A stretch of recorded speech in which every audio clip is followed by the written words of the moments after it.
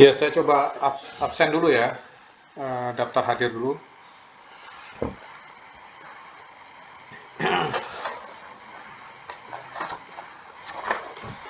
Afnil ada Afnil? Amar? Amar belum ya. Bayu ada Bayu? Duhan? Ena belum ya. Firiza? Hadir, Pak. Habibi belum ya. Ibnu? Julianto belum ya. Mawar? Hadir, Pak. Hadir ya. Akbar ada Akbar? Mustafa?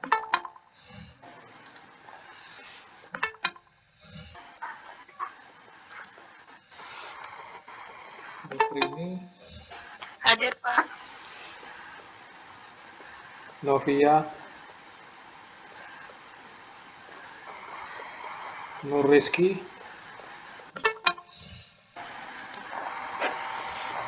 Olivio? Hadir, Pak. Hadir, Pak. Gunadi? Pradipta? Hadir, Pak. Ratri? Hadir, Pak. Revanza? Hadir, Pak.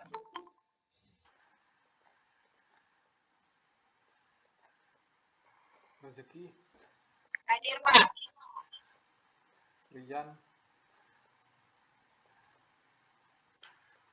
Selfie? Hadir, Pak. Fadel? Tasha? Tirza? Hadir, Pak.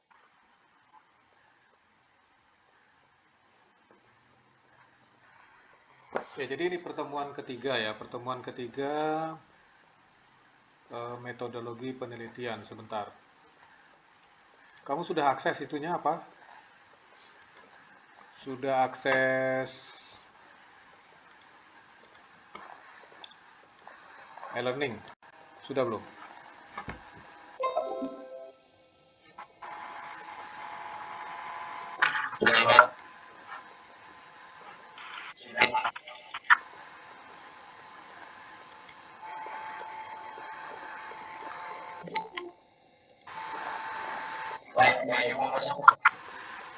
Sebentar.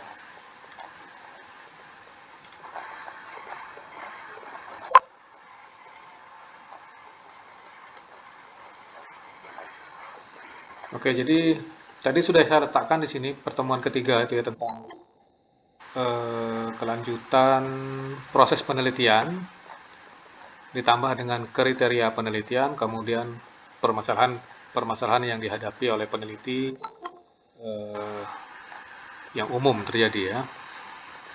Nah, untuk tugas ini sudah saya letakkan di sini. Ini kalau kamu cek, tugas ini adalah tugas pertemuan 1, 2, sampai 3. Jadi pertemuan 1, 2, dan 3 itu saya gabung jadi satu tugasnya. Ini kalau kamu lihat ini apa namanya itu waktu.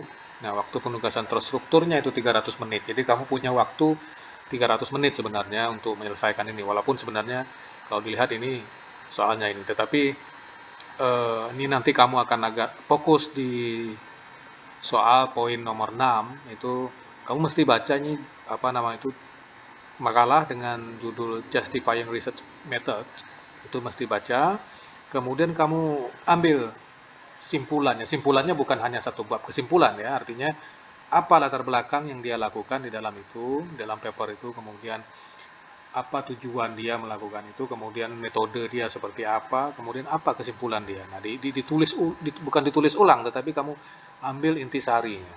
Nah, nanti saya pengen lihat kemampuan kamu membaca dan membuat resume. Resume ini nanti mirip dengan bibliografi ya, annotated bibliografi nanti saya jelasin. Nah, ini tugas 300 menit, jadi setiap satu SKS perkuliahan teori ya, untuk ada 60 menit sebenarnya, 60 menit penugasan terstruktur. Nah, jadi kalau ini kan dua SKS. 2 SKS berarti 120 menit gitu kan. Oh, ini kita berapa kali nih? 3 kali pertemuan berarti 2 kali 3, 6. Ya, 6 kali 50 menit. Satu SKS-nya itu 50 menit, berarti ada 300 menit.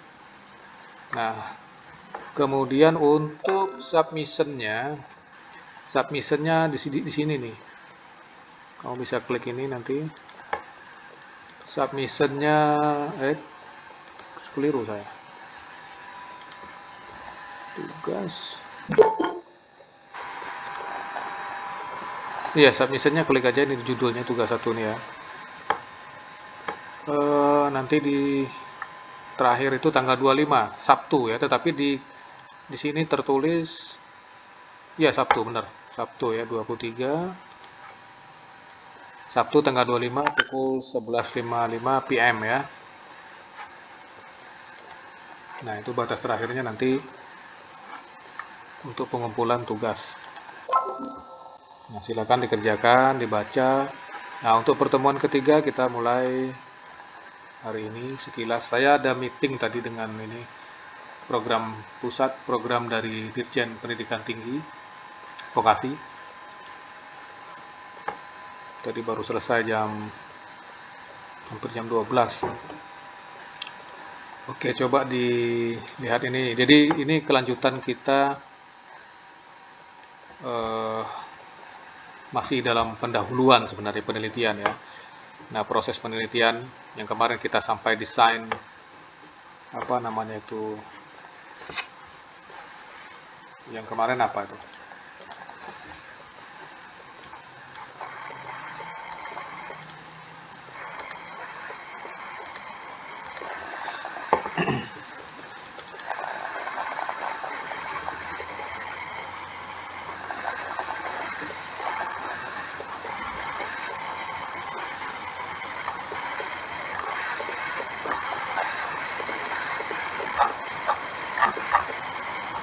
Kemarin sampai dengan sampling ya, macam-macam sampling. Nah, sampling itu desain metodologi pengambilan datanya. Kita lanjutkan dengan pengumpulan data, kemudian pelaksanaan penelitiannya sendiri, kemudian apa ini, analisa data, pengujian hipotesa. Nah, hipotesa ini perlu diuji ya. Setelah kita melakukan dugaan, nah kita uji benar apa enggak dugaan kita. Kemudian generalisasi dan interpretasi apa itu, kemudian pelaporan. Nah, kemudian di luar proses penelitian itu ada kriteria penelitian, kemudian permasalahan para peneliti. Baik, kita lanjutkan. Nah, jadi proses penelitian ini ada ini, mulai dari memformulasikan permasalahan, literatur survei, kemudian hipotesa, sampai dengan menyiapkan laporan. Itu adalah proses penelitian ya. Nah, ini kita lanjutkan dengan mengumpulkan data atau pengumpulan data. Apa itu pengumpulan data? Nah, pengumpulan data ini prosesnya pengumpulan data primer. Kalau kita ngomong data primer berarti ada data sekunder gitu ya. Nah, data sekunder ini data yang tidak kita dapatkan sendiri melalui proses yang kita lakukan sendiri bersama tim gitu ya. Data sekunder ini misalkan saya mau mengembangkan sistem cerdas untuk mendeteksi tulisan tangan ya. Jadi huruf-huruf tulisan tangan. Nah, ini saya nggak perlu lagi mengambil sampel tulisan tangan orang seluruh Indonesia atau seluruh dunia atau sampel dari macam-macam negara, nggak perlu. Nah, itu kan sudah ada yang melakukan penelitian itu. Nah, kita bisa pakai datanya dia. Nah, datanya orang yang kita pakai dalam penelitian kita itu disebut data sekunder, seperti tadi. Nah, misalkan saya mau membuat sistem rekognisi wajah ya, face recognition. Nah, apakah saya mesti ngambil wajah orang lagi? Nah, itu kan membuang-buang waktu. Nah, kita bisa pakai wajah dataset wajah yang sudah ada digunakan oleh peneliti-peneliti sebelumnya. Itu kalau kamu cari di dataset, apa dataset tentang tulisan tangan itu ada semua, bisa macam-macam, bisa banyak, puluhan ribu. Kamu bisa download, tinggal pakai ya. Kemudian data wajah juga ada banyak. Data sidik jari pun demikian, ada banyak gitu ya. Nah, jadi kita nggak perlu. Nah, data selain dari data sekunder itu data primer. Nah, kalau ngomong data primer, ya data primer data yang dikumpulkan melalui eksperimen atau survei yang kita lakukan sendiri. Kita itu penelitinya ya, penelitinya. Ini saya nanti akan stop ini ya, jam 1 saya stop karena saya ada meeting. Ini saya nanti kamu bisa baca sebenarnya. Cuman saya menyampaikan mungkin apa nama itu sekilas tentang materi hari ini. Data primer itu data yang kita kumpulkan secara sendiri atau dengan tim kita. Artinya tidak datanya tidak disediakan oleh orang atau data yang sudah digunakan orang dalam penelitiannya. Nah, jadi bisa dilakukan pengumpulannya melalui eksperimen ataupun melalui survei. Nah, eksperimen itu contohnya misalkan apa ya? Misalkan kamu kayak data-data ini kalau di sini dari metode penelitian ini banyaknya bahasannya tentang sosial ya, ilmu-ilmu sosial. Jadi kuesioner segala macam. Nah, kalau kita di eksak itu eksperimen sebenarnya. Eksperimen itu kita uji coba. Kita coba di lab atau di lapangan, hasilnya itu yang kita catat. Nah, itu data catatan kita itu data primer. Nah, kalau survei ya kita bisa menggunakan kuesioner ataupun observasi langsung di lapangan. Nah, kalau kita observasi langsung kita memantau di lapangan atau di lab bisa kita pantau, kita catat hasil pengukuran atau apa.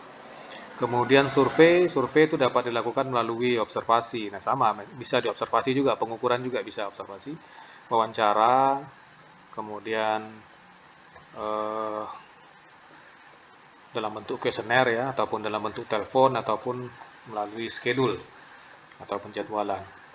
Nah, pengumpulan data observasi ini peneliti itu mengumpulkan informasi berdasarkan observasi yang dilakukan tanpa adanya wawancara kepada responden.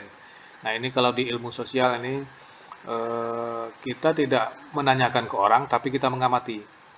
Mengamati bahwa kalau di bulan puasa itu daerah mana yang sering dikunjungi orang, tempat belanja apa nama itu takjil misalkan gitu ya. Nah, itu kita ngamati langsung. Sungai Liat saya keliling dari Nangnung ke seluruh Sungai Liat ini, saya lihat, oh ternyata yang banyak itu di daerah Taman Sari misalkan gitu ya. Nah, itu berdasarkan pengamatan, saya nggak perlu nanya orang. Nah, boleh juga saya nanya orang dengan cara interview.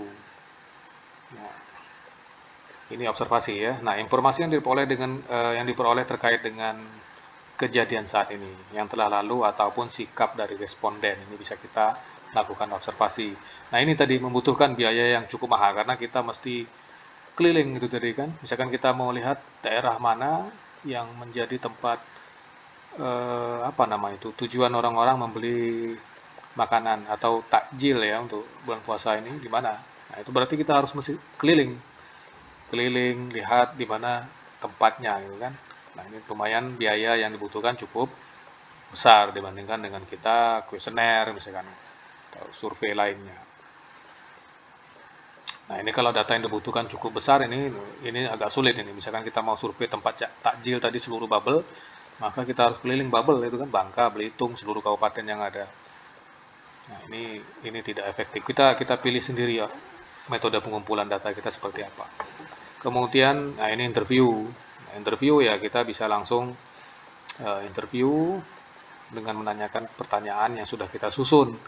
Pertanyaan-pertanyaan yang kita inginkan untuk diketahui itu apa sudah kita susun dulu. Ya. Nah, ini langsung ditanyakan secara personal kepada responden. Responden ya kemarin kan pertemuan sebelumnya sudah ada cara menentukan responden itu kan. Cara menentukan responden kalau di masyarakat Nangnung itu gimana caranya? Ada 200 masyarakat, apakah semuanya saya wawancara? nggak perlu kan, bisa saya ambil sampelnya.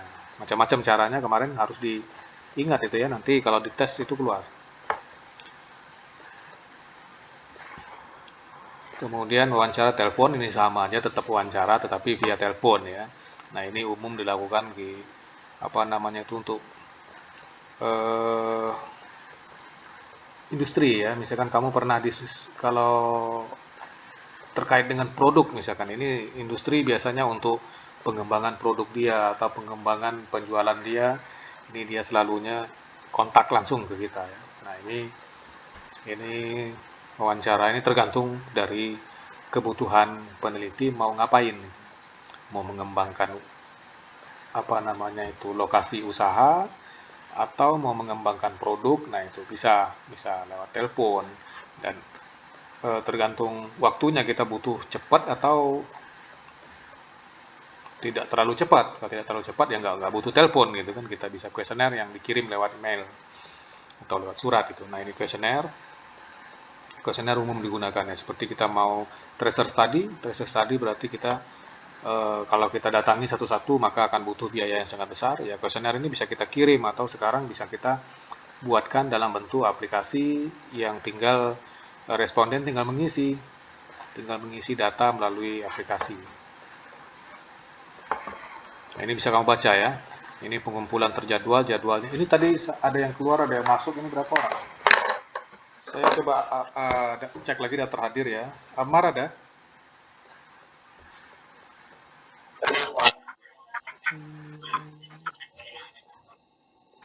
Sebentar.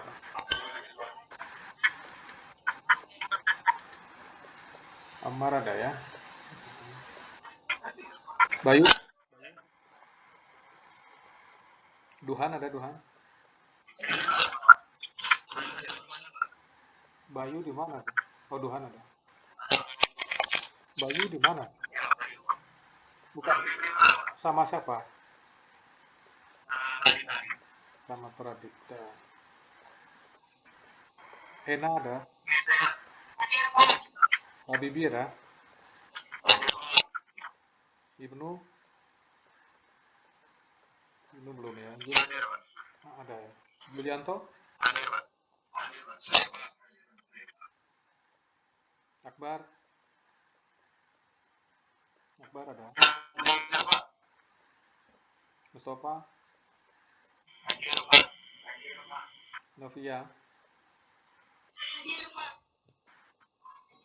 Nuriski? Palgunadi?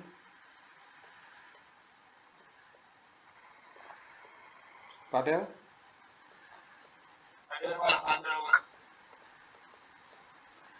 Rian?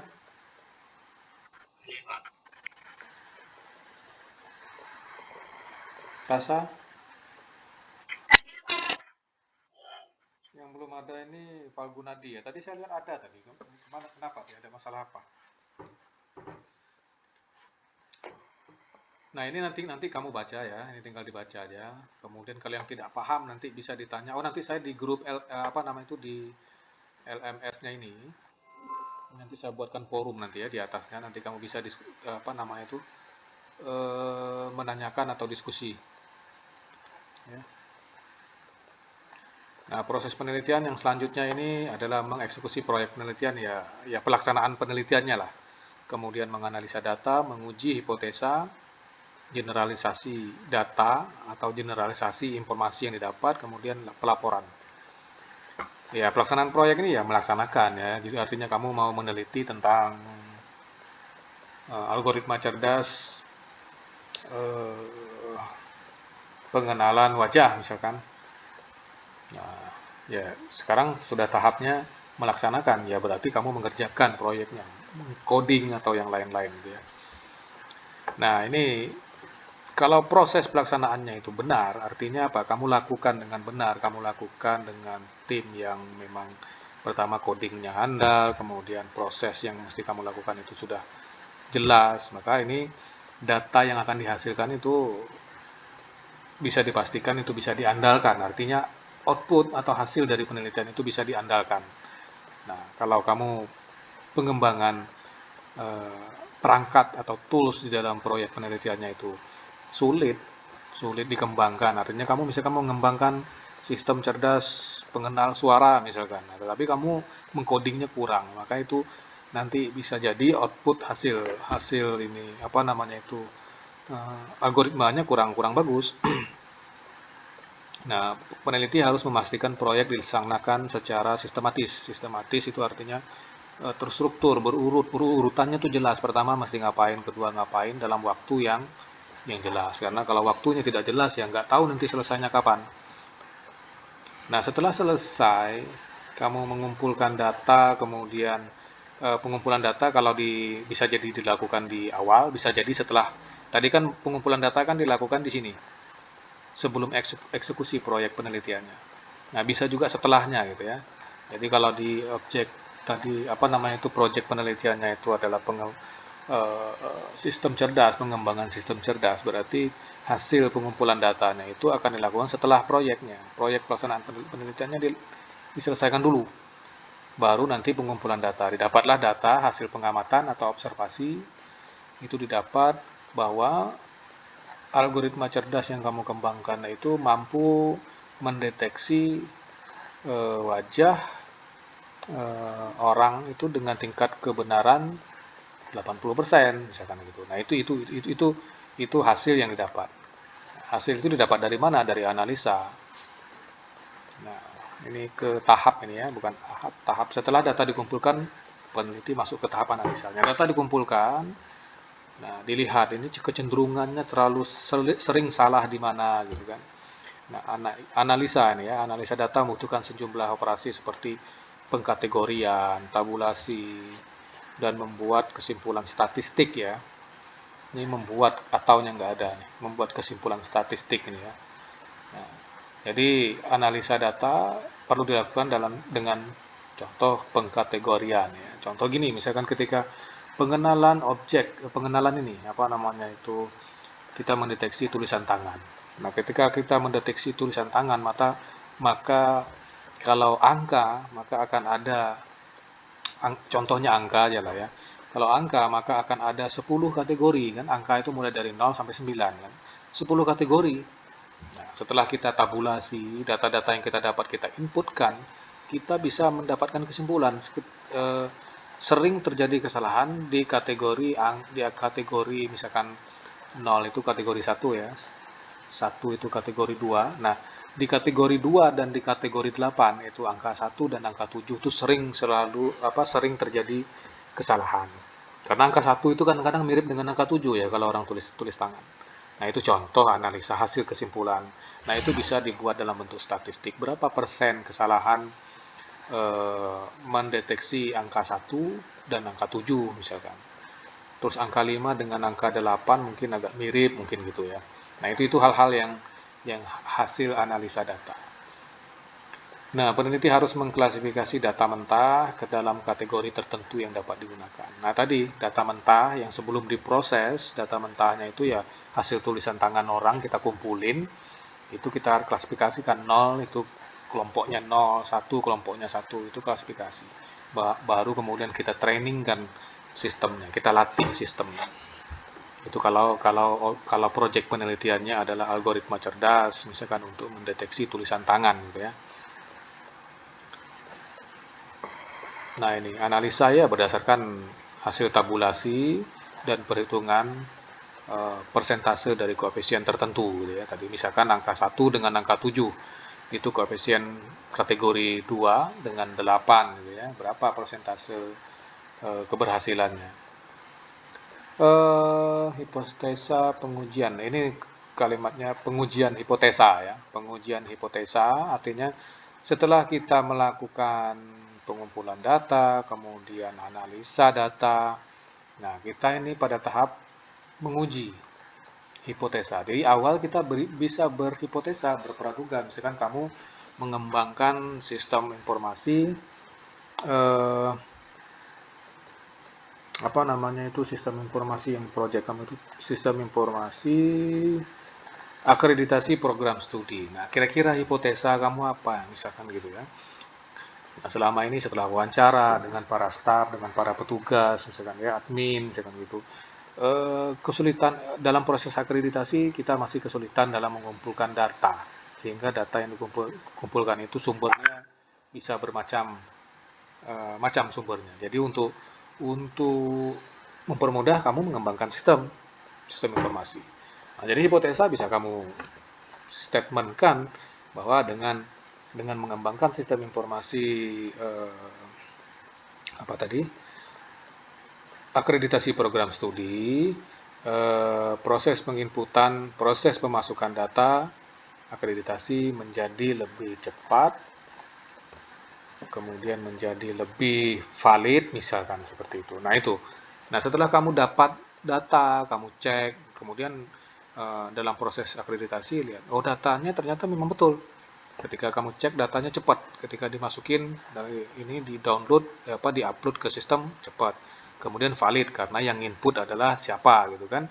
Ketika kita buat user input data keuangan mestinya kasubag keuangan misalkan kayak gitu. Nah maka validitasnya lebih tinggi dibandingkan kita minta kemudian dibawa datanya kemana-mana, kemudian pindah sana pindah sini, copy sana copy sini, sudah tidak valid, itu artinya kan.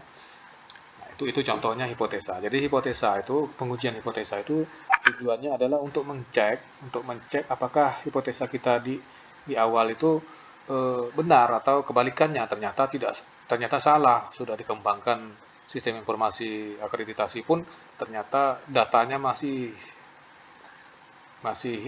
tidak rapi gitu ya. Nah, itu artinya salah hipotesa kita. Nah, salah hipotesa ini tuh dikarenakan apa? Apakah dikarenakan sistem kamu yang kamu kembangkan itu sulit digunakan atau apa? Nah, kamu lakukan lagi kuesioner, buat lagi apa? Ternyata sulit itu aplikasi yang kamu kembangkan itu sulit digunakan, misalkan itu ya. Nah, ini kalau kita nanti kamu baca aja ini ya, hipotesa misalkan di awal kamu tidak cukup, tidak ada sesuatu yang bisa kamu jadikan hipotesa, kamu bisa melakukan generalisasi. Seperti tadi, sistem informasi apa tadi, akreditasi program studi. Wah, ini kira-kira statement hipotesanya apa ya? Nah, kira-kira seperti saya tadi kan, saya generalisasi aja. Generalisasi kamu bisa bisa tanya, kamu bisa bikin kuesioner, tanya, bagaimana Pak? Misalkan tanya Pak Kajur atau Pak Kaprodi, mana Pak data akreditasi sekarang ini begini. Kamu buat pertanyaan, susunan pertanyaan ini buat. Kemudian tanyain satu-satu Kaprodi yang ada di Polman, misalkan gitu kan, atau unit-unit yang ada di Polman, kamu tanya. Ternyata dari jawaban mereka misalkan, oh ternyata sulit karena datanya masih manual gitu kan. Nah itu kamu statement kan. Berarti pengembangan sistem dengan dikembangkannya sistem informasi akreditasi program studi, pemasukan data yang dibutuhkan untuk akreditasi menjadi lebih cepat dan lebih valid misalkan gitu. Nah, itu statement jadi hipotesis ya, hipotesa. Nah, hipotesa ini diuji dan dilakukan beberapa kali ya. Nah, ketika dilakukan beberapa kali, ini bisa dijadikan alasan kita untuk melakukan generalisasi. Beberapa kali artinya banyak orang kita tanyakan atau sejumlah orang itu kita ulang-ulang atau kita ulang lagi dengan orang yang lain bisa. Jadi seperti itu. Oke, saya ini sudah hampir jam 1, jadi kamu bisa baca ini ya. Ini materi pertama kita terkait dengan pendahuluan penelitian. Itu ada di pertemuan 1, 2, dan 3. Kemudian ada di tugas ini ya. Tugas ini yang nomor 1 sampai nomor 5 ini adalah pertanyaan-pertanyaan terkait dengan slide pada pertemuan 1, 2, dan 3. Seperti ini, tuliskan secara singkat apa yang dimaksud ini ya. Yang kamu tangkap terkait dengan tujuan penelitian. Apa sih itu? Nah, kamu uraikan. Ini di pertemuan. Nah, kemudian ini bacalah makalah yang berjudul Justifying Research Method. Ini sudah ada belum makalahnya? Dan buatlah resume dari makalah tersebut. Nah, ini kemampuan kamu membaca. Mau baca. Nah, ini karena kamu menyusun proposal proyek akhir, maka kamu harus banyak membaca. Karena di tinjauan pustaka ya, atau di literatur review itu mesti kamu lakukan. Jadi kamu bisa bandingkan antara penelitian orang yang satu, penelitian orang yang kedua, yang ketiga, itu seperti apa yang relevan terkait dengan penelitian kamu. Oke, saya pikir cukup sampai di sini. Itu ada nggak tadi Pak Gunadi? Tadi ada ya, sebentar ya. Nanti suruh dia WA saya aja. untuk kehadirannya. Ya, saya pikir nanti kalau ada pertanyaan bisa di WA group atau nanti di forum e-learning metode penelitian ya.